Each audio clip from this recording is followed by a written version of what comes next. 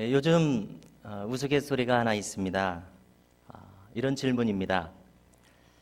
가정에서 가장은 어느 자리에 앉나요? 하는 질문입니다. 자, 그 대답은 가장자리요. 이것입니다. 혹시 못 알아들은 분이 계실지 몰라서 한 번 더 하겠습니다. 가정에서 가장은 어느 자리에 앉나요? 가장자리요. 네, 참 웃픈 이야기입니다. 웃프다고 하는 것은 우습기도 하지만은 그 내용이 슬프기도 한 것을 웃프다고 요즘 말하고 있습니다. 이제는 시대가 달라져서 가장의 권위가 20년, 30년 전과는 현저히 달라진 것을 피부로 느끼게 됩니다. 시대가 달라졌다는 것은 아내나 자식들의 위상이 높아졌다는 뜻입니다.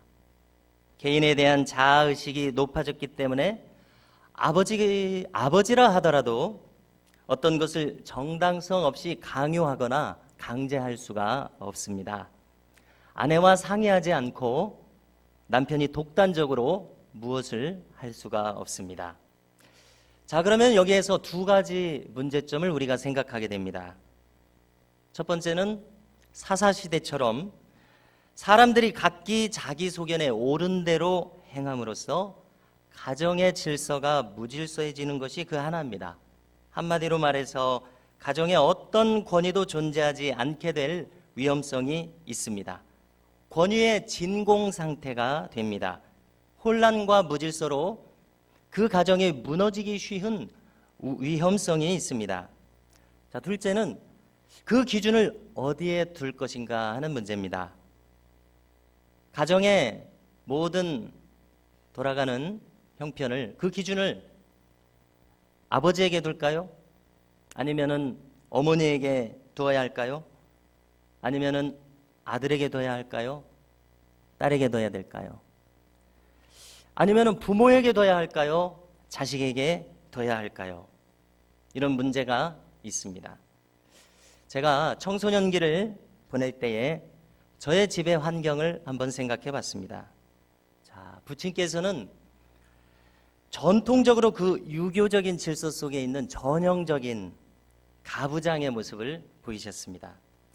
요즘은 이 가부장이라는 말을 쓰면 조금 부정적인 뉘앙스를 느끼는 시대입니다만은 저는 아버지의 그와 같은 모습에서 견고함과 안정감을 느끼면서 청소년기를 보냈습니다. 아버지는 그야말로 반듯한 분이셨고 또 강직하셨고 빈틈이 없으셨고 세밀한 분이셨습니다. 이것에 대해서 저는 평생 감사하는 마음을 가지고 있습니다. 하나님께서는 제게 좋은 아버지를 주셨다고 생각하고 있습니다. 제 외모나 성격에 아버지가 많이 들어와 계신 것을 스스로 느끼고 있습니다. 유일한 흠이 있다면 신앙생활을 하지 않으셨던 부분입니다. 반대로 어머니는 삼남일녀를 어려서부터 신앙으로 기르고자 애쓰셨습니다. 지금 돌이켜보니까 저를 낳고 26부터 믿으셨음에도 불구하고 어떻게 신앙을 훈련을 받으셨는지 그 시골 교회에서 이 삼남일녀를 모아놓고 자주 가정 예배를 드리셨습니다. 저는 어머니를 따라서 구역 예배를 함께 간 기억, 또 저희 집에 목사님께서 오셔서 구역 예배를 드리던 그런 기억들이 뚜렷하게 남아 있습니다. 지금도 저희들을 모아놓고 드리셨던 어머니의 기도가 떠오릅니다. 어머니는 기도하시기를 하나님, 제 힘으로는 야들을 키울 수 없사오니 아버지께서 책임져 주시옵소서, 이렇게 기도하셨습니다. 그리고는 막 우시는 모습입니다.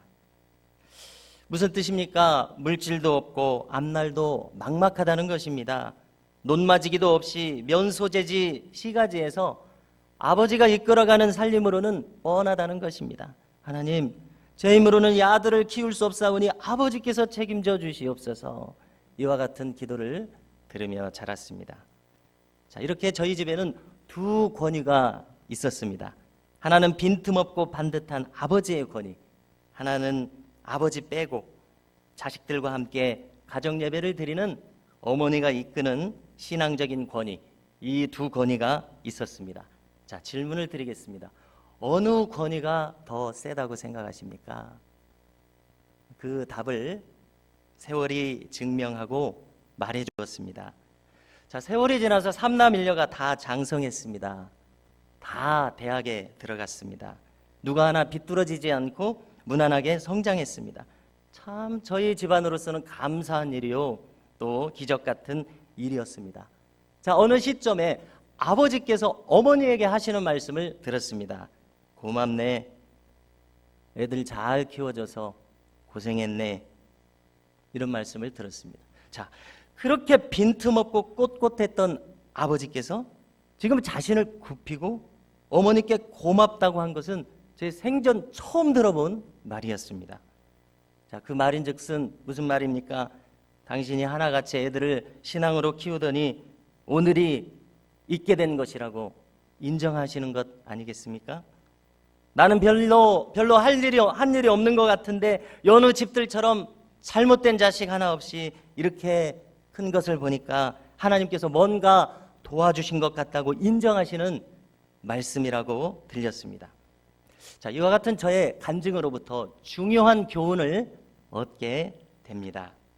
자, 겉으로는 절대 강자였던 이 유교 문화의 가부장적인 권위가 아니라 그리스도를 믿는 신앙적 권위가 훨씬 강하다고 하는 것이 저절로 증명되더라는 것입니다. 한 가정의 권위가 예수 그리스도께 있어야 한다는 그러한 교훈을 얻게 됩니다. 그리스도께서 그 집안의 참된 가장이 되어주심으로 아버지의 권위와 어머니의 권위가 그리스도로부터 나오는 이 가정의 모습을 떠올리게 됩니다. 성도 여러분, 우리 모두의 가정마다 하나님께서 참된 가장이 되어주심으로 집안의 질서가 바로잡히고 부모님의 권위가 바로서며 자녀들이 주 안에서 순종하는 복된 가정들이 되시기를 주님의 이름으로 축원합니다. 자, 오늘 본문은 참된 가정이 어떤 모습인가 하는 것을 우리 주님께서 다루고 계십니다. 이것은 더 나아가서 참된 교회의 모습이 어떤 모습이어야 하겠는지를 다루는 본문입니다. 먼저 이때는 주님께서 사역을 행하시던 초기였습니다. 갈릴리에서 큰 무리가 그를 따랐다고 성경은 기록합니다. 그저 몇몇 제자들과 해변을 거니는 정도가 아니었다고 말합니다. 마가복음 3장 8절을 보니까 유대와 예루살렘에서, 또 유대 남쪽인 이두메에서, 요단강 건너편에서, 또 저 갈릴리 북쪽인 두로와 시돈에서 큰 무리가 예수님께 나아왔다고 말합니다. 예수님께서 하신 일들을 듣고서 사람들이 모여들게 된 것이었습니다. 그가 가르치신 것, 그가 병 고쳐주시고 축사하신 것, 곧 귀신을 내어 쫓는 사역을 하신 것을 듣고 사람들이 몰려들었던 것입니다. 이때였습니다. 3장 21절을 보니까 예수님의 친족들도 이 예수님께서 행하신 일들을 듣고 지금 예수님께 나왔습니다. 자, 근데 그들은 이 예수님의 사역, 예수님께서 병 고치시고 귀신을 쫓는 이 사역에 참여하기 위하여 온 것이 아니라 예수님을 붙들어서 자기 집으로 데리고 가기 위해서 지금 나왔습니다. 왜 그렇습니까? 들리는 소문이 예수가 미쳤더라. 예수님이 미쳤다는 이 소문을 듣고 자기들도 그것에 동의하기 때문에 지금 예수님을 붙들어서 다시 데리고 돌아가기 위해서 나왔던 것입니다. 그들은 예수님이 어떤 모습이기를 원했습니까? 예전처럼 마리아의 아들로 머물기를 그들은 원했습니다. 예전처럼 요셉의 아들로 가족의 울타리에 그대로 있기를 바라는 사람들이었습니다. 그분께서 하신 사역, 가르침의 내용에는 별로 관심이 없었습니다. 그저 예수가 이전처럼 아무런 문제도 일으키지 않고 그전과 같기를 바랄 뿐이었습니다. 성도 여러분, 이런 생각은 정확히 예루살렘에서 온 선지자들과 서기관들과 정확히 같은 생각이었습니다. 그들은 예수님의 축사 사역이 한마디로 바알세불이 짚혀서 만드는 사건이라고 비난했습니다. 바알세불이라고 하는 것은 정확하게 사탄을 가리킵니다. 사탄에 쓰여서 귀신을 내쫓는다는 논리를 그들은 폈습니다. 그들은 예수님의 축사 사역을 그저 주술이나 마술처럼 평가절하하고 경멸했습니다. 인정하지 않았습니다. 이들에 대해서 주님은 정면으로 말씀하셨습니다. 사탄이 어찌 사탄을 쫓아낼 수 있느냐? 스스로 분쟁하면 그 나라도 그 집안도 망하느니라. 예수님의 말이 맞는 말씀이었습니다. 사탄이 사탄을 쫓아내서 사탄의 나라가 무너지게 할 리는 없었던 것입니다. 그들의 말이 성립하지 않는다고 분명히 말씀하셨습니다. 그리고 예수님께서는 경고하셨습니다. 성령을 모독하는 자는 영원히 사하심을 얻지 못하고 영원한 죄가 된다고 경고하셨습니다. 이 경고는 예루살렘에서 온 서기관들에게만 하는 것이 아니라 예수님의 친족들, 지금 문 앞에 와 있는 예수님의 친족들에 대해서도 똑같이 하시는 경고였습니다. 지금 예수님의 친족들은 정확히 그 서기관들과 같은 생각을 가지고 있었습니다. 메시아 예수를 인정하지 않고 요셉의 아들 예수로 가만히 있으라는 것이었습니다. 친족들과 함께 오늘 말씀을 보니까 어머니 마리아와 동생들과 누이들도 찾아왔습니다. 그들은 근심 어린 표정으로 예수님을 만나기 위해서 밖에 와 있었습니다. 지금 예수님은 그분을 따르는 사람들로 그 사람들이 둘러앉아서 함께 있는 상황입니다. 누군가 전언을 했습니다. 보소서, 당신의 어머니와 동생들이 그리고 당신의 누이들이 밖에서 찾나이다. 여기서 우리는 예수님의 대답을 주목해야 합니다. 예수님은 말씀하십니다. 누가 내 어머니이며 동생들이냐? 그리고 둘러앉은 자들을 보시면서 말씀하십니다. 내 어머니와 동생들을 보라. 누구든지 하나님의 뜻대로 행하는 자가 내 형제요 자매요 어머니이니라. 아멘. 예수님께서 말씀하시는 새로운 가족의 의미를 펼치신 것입니다. 하나님의 뜻대로 행하는 자라야 하나님의 가족이다, 이렇게 말씀하셨습니다. 이 의미를 함께 생각해 보려고 합니다. 이 울타리 밖에 있는 자들은 비록 그들이 육신의 가족일지언정 그대로 하나님의 가족이 되지는 않는다는 말씀입니다. 여전히 예수님을 요셉의 아들로 두려는 자들은 예수님을 하나님의 아들 메시아로 받아들일 수가 없다는 말씀입니다. 예수님은 이 혈육이라는 체계 안에 갇혀서 울타리 밖에만 있지 말고 하나님의 뜻을 깨닫고 하나님의 뜻을 행하는 이 울타리 안으로 들어오라는 말씀이었습니다. 그래야 참 가족이라는 말씀이셨습니다. 우리는 어쩌면 이 보통의 가족으로서는 매몰차 보이는 이 말, 혈육에 대한 어떤 정의나 여지를 두지 않고 단호하게 선언하시는 이 말을 듣고 조금 당황스러워집니다. 그리고 이렇게 말씀하신 그 귀추가 어떻게 될지 궁금해집니다. 성도 여러분, 성경은 예수님의 동생 야고보의 행적을 비교적 다른 사람들보다는 자세하게 설명해 주고 있습니다. 사도행전에서 보니까 오순절 마가의 다락방에 120문도가 모였을 때에 어머니 마리아도 그 자리에 있었습니다. 예수님의 동생들, 그 안에 속한 야고보도 그 안에 있었습니다. 그리고 이어지는 사도행전의 설명에서 그는 예루살렘 교회의 초대 지도자가 되었습니다. 그리고 그는 주님의 동생으로서 사도가 되어 야고보서를 기록했습니다. 어떻습니까? 결국 이 주님의 동생 야고보도 하나님의 뜻을 깨닫고 초대교회의 지도자가 되었던 것입니다. 혈연이 강한 것 같았지만 결국 하나님의 참된 뜻을 깨닫는 사람은 그 혈연을 뛰어넘어서 신앙의 세계로 확고히 들어온다는 것을 알게 해주는 대목이었습니다. 또 우리는 요한복음 끝부분에서 참 특별한 것을 발견하게 됩니다. 요한복음의 마지막 부분은 예수님의 십자가에서 죽으심을 자세히 설명하고 있습니다. 그런데 다른 복음서에는 나오지 않는 특별한 부분이 한 가지 나옵니다. 그것은 바로 주님의 십자가 곁에 어머니 마리아가 계셨던 것입니다. 어머니 마리아는 이모와 글로바의 아내 마리아, 막달라 마리아와 함께 있었습니다. 그리고 그 옆에는 사랑하는 제자가 있었다고 기록합니다. 성경학자들은 이 제자가 바로 사도 요한이라고 말합니다. 주님은 어머니에게 말씀하셨습니다. 어머니, 보세요. 아들입니다. 사랑하는 제자를 가리키시면서 하시는 말씀입니다. 그리고 그 제자에게도 말합니다. 보라, 내 어머니시라. 그러자 그때부터 그 제자가 자기 집에 어머니 마리아를 모셨다고 기록합니다. 예수님께서는 마지막 순간까지 이 어머니 마리아를 염려하는 아들로서의 모습을 보이셨습니다. 자, 그런데 여기서 특이한 것은 이것입니다. 이 어머니를 지금 멀쩡히 있는 자기의 동생들에게 맡기신 것이 아니라 사랑하는 제자 요한에게 맡기시는 점입니다. 이것은 무슨 의미를 우리에게 주고 있습니까? 그것은 바로 새로운 가족을 창조하신다는 선언의 말씀으로 우리로 듣게 하시는 대목입니다. 하나님 아버지의 뜻을 알고 그 뜻을 행하는 자들이 모이는 새로운 가족 말입니다. 저는 이것이 교회의 모습이라고 생각합니다. 누가 내 가족이냐? 보라, 하나님의 뜻대로 행하는 자라야 내 형제요 자매요 어머니이니라.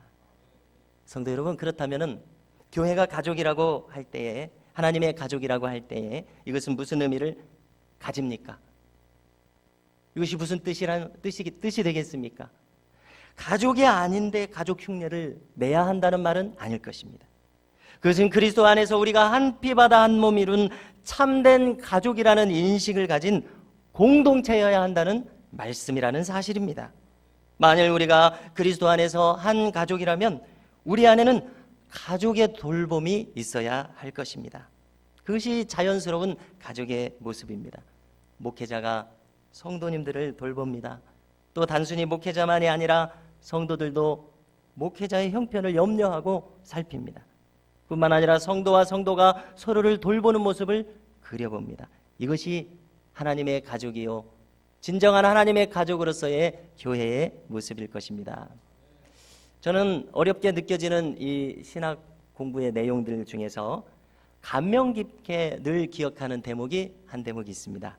그것은 2차 세계대전에 참전했던 군인 출신으로서 신학자가 되었던 그 몰트만이라고 하는 독일 신학자가 펼쳤던 이론입니다. 그는 삼위일체론을 특별하게 설명한 사람이었습니다. 그의 삼위일체론을 부르기를 사회적 삼위일체론 혹은 관계적 삼위일체론, 이런 이름으로 부르고 있습니다. 자, 무슨 내용인가 하면 성부, 성자, 성령 하나님께서 서로 사랑으로 교제하면서 연합하는 모습으로 한 분 하나님으로 계신다는 설명입니다. 다시 한번 말씀드리면 성부, 성자, 성령 하나님께서 서로 사랑으로 연합하고 교제함으로써 한 분 하나님으로 계신다는 것입니다. 여러분, 저는 이 설명이 참 마음에 와닿고 좋은데 여러분들은 어떻게 느껴지십니까? 성삼위 하나님께서 사랑의 교제로서 연합하신다는 이 내용 말입니다. 자, 이번 달에 가이드 포스트에 실린 내용을 말씀드리고자 합니다.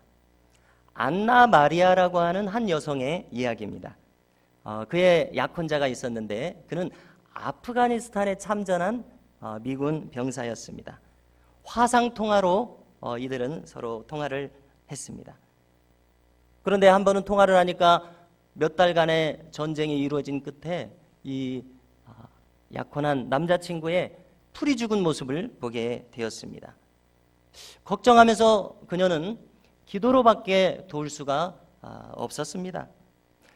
그런데 조금 시간이 지나서 다시 통화를 하니까 이 남자친구가 밝아진 모습이 되었더라는 것입니다. 그래서 물어봤습니다. 그랬더니 그 이유는 강아지 때문이었습니다. 그의 막사에 자살 폭파 테러범이 잠입했던 것입니다. 그런데 이 지금 있는 강아지의 엄마가 그 테러범을 발견하고 막 지저대서 폭탄이 터지기 몇 초 전에 이 테러범이 도망갔던 것입니다. 그런데 이 강아지의 엄마는 테러범은 쫓아냈지만 자기는 큰 부상을 입었던 것입니다. 7마리의 강아지 새끼를 낳았습니다. 그리고 그 중에 한 마리를 이 약혼한 남자친구 미군 병사가 지금 데리고서 화상통화를 하는 것입니다. 그의 얼굴이 밝아진 이유는 이것이었습니다.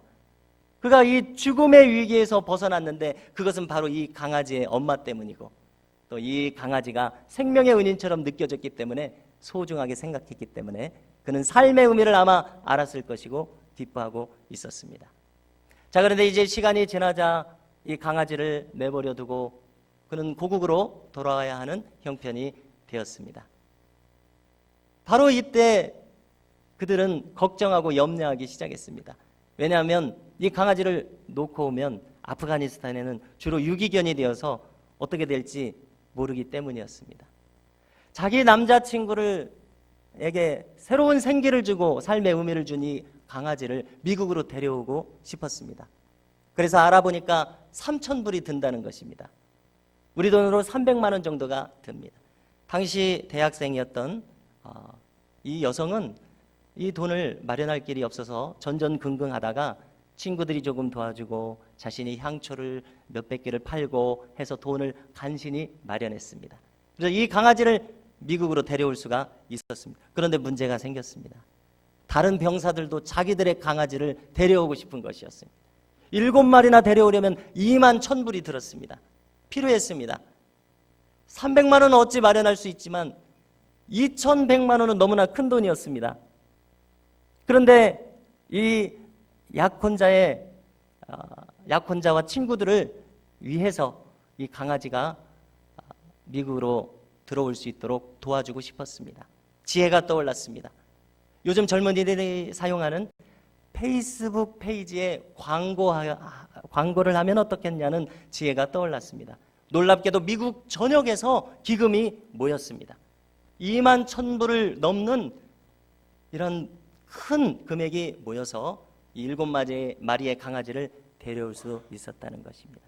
저는 여기서 이 두 사람이 서로 마음으로 사랑하고 도와주고 서로를 돌보기 위해서 한 모든 일들을 떠올려 봅니다.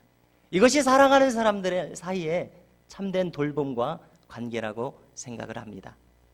이제 많은 시간이 지나서 둘은 결혼을 했고 무려 3,000마리의 개와 고양이가 아프가니스탄에서 미국으로 들어올 수 있었다는 이야기입니다. 성도 여러분, 우리 주님은 오늘 우리에게 묻고 계십니다. 누가 내 형제요 자매요 어머니인가? 하나님 아버지의 뜻대로 행하는 자요?